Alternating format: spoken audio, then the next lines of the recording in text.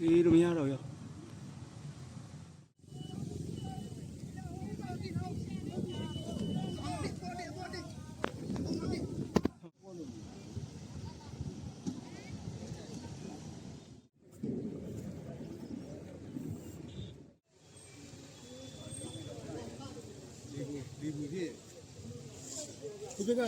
Quý vị rồi, xin chào.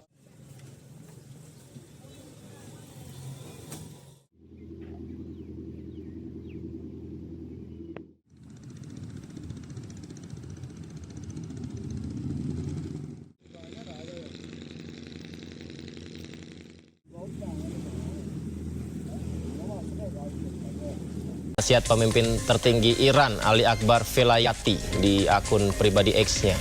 Jadi dia mengingatkan semua negara agar pihak luar negeri tidak bisa mengatur keamanan wilayah kedaulatan suatu negara termasuk Selat Malaka. Dirinya bilang stabilitas Selat Hormuz dan Malaka berada di bawah kendali kekuatan regional dan mitra strategisnya. Sementara keamanan di Selat Bab al-Mandab kini dikelola oleh pihak Ansar Allah. Isu keamanan di Selat Malaka mencuat menyusul kabar melintasnya kapal perang Amerika Serikat USS Miguel Kate di Selat Malaka.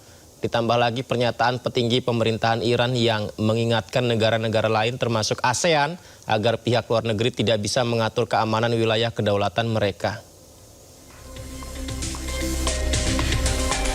Terkait melintasnya kapal perang Amerika di Selat Malaka, Kepala Dinas Penerangan TNI Angkatan Laut Kadis Penel Laksamana Pertama Tunggul dalam keterangannya menyatakan aktivitas pelayaran itu merupakan hak diatur dalam hukum internasional, yakni hak lintas transit atau transit passage. Selat Malaka sendiri merupakan jalur yang digunakan untuk pelayaran internasional, sehingga kapal termasuk kapal perang memiliki hak lintas transit. Ketentuan tersebut diatur dalam Konvensi PBB tentang hukum laut atau UNCLOS.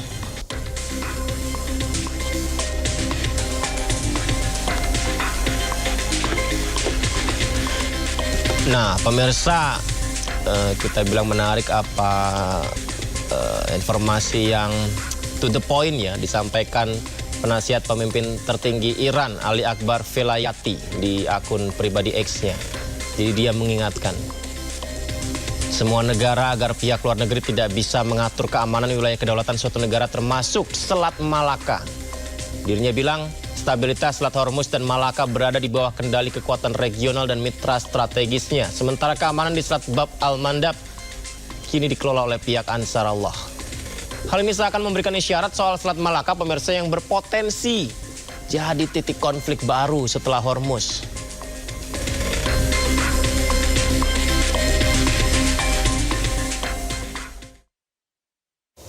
Sementara itu, tentara Israel mengeluarkan video saat menginvasi darat Lebanon Selatan. Serangan tanpa henti Israel ke Lebanon menyebabkan kerusakan luar biasa di sejumlah titik.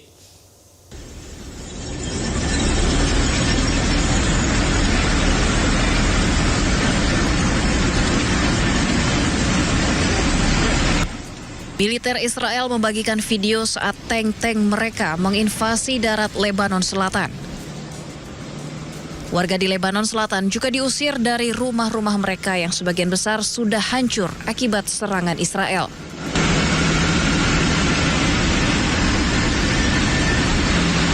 Israel bahkan masih dilaporkan membakar sejumlah rumah warga.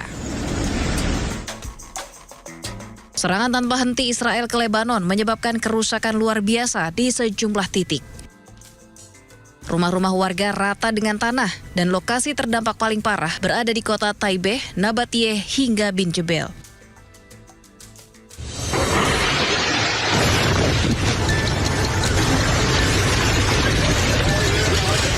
Allahu Akbar. Allahu Akbar ya Muhammad ya Allahu Akbar. Israel beralasan serangan dilakukan untuk menghancurkan infrastruktur Hizbullah. Namun nyatanya korban yang jatuh mayoritas adalah warga sipil. Media setempat melaporkan serangan Israel di Lebanon telah menewaskan 2.378 orang.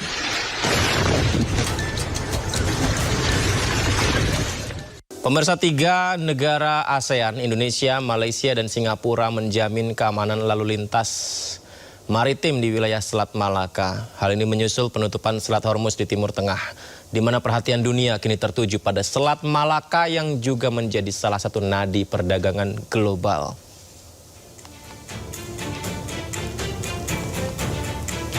Dalam pertemuan Komite Dana Bantuan Navigasi ke-34 di Singapura, 3 negara sepakat bahwa stabilitas di salah satu jalur pelayaran tersibuk dunia ini bergantung penuh pada keandalan infrastruktur dan kerjasama internasional yang berkelanjutan. Langkah preventif ini diambil sebagai benteng pertahanan untuk memastikan navigasi tetap terbuka dan bebas dari gangguan meski tensi geopolitik global terus memanas. Mata dunia kini beralih ke Selat Malaka menyusul penutupan Selat Hormuz di Timur Tengah oleh Iran dan Amerika Serikat. Saat ini puluhan kapal masih tersandra di salah satu jalur laut tersibuk dunia itu.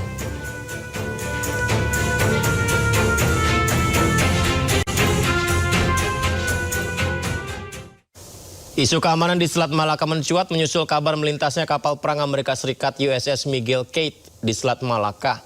Ditambah lagi pernyataan petinggi pemerintahan Iran yang mengingatkan negara-negara lain termasuk ASEAN agar pihak luar negeri tidak bisa mengatur keamanan wilayah kedaulatan mereka.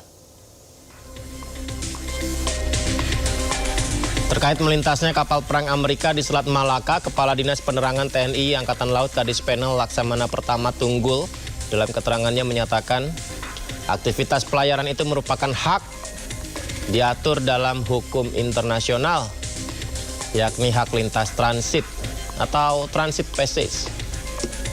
Selat Malaka sendiri merupakan jalur yang digunakan untuk pelayaran internasional, sehingga kapal termasuk kapal perang memiliki hak lintas transit. Ketentuan tersebut diatur dalam Konvensi PBB tentang hukum laut atau UNCLOS.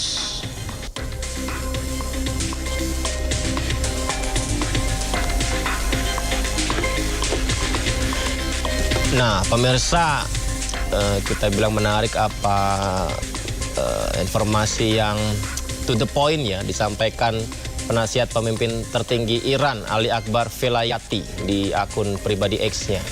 Jadi dia mengingatkan semua negara agar pihak luar negeri tidak bisa mengatur keamanan wilayah kedaulatan suatu negara termasuk Selat Malaka.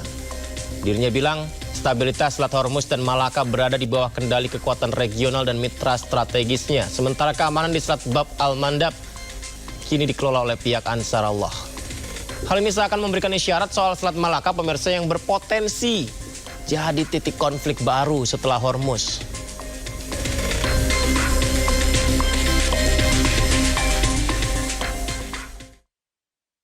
Ya, menyusul upaya saling tutup Selat Hormuz antara Amerika Serikat dan Iran, Selat Malaka dinilai memiliki nilai strategis lebih tinggi dibandingkan Selat Hormuz. Pasalnya volume produk minyak dan kapal kontainer yang melintas di Selat Malaka jauh lebih besar dibandingkan dengan Selat Hormuz. Ini disampaikan Menteri Luar Negeri Singapura Vivian Balakrishnan awal bulan April ini.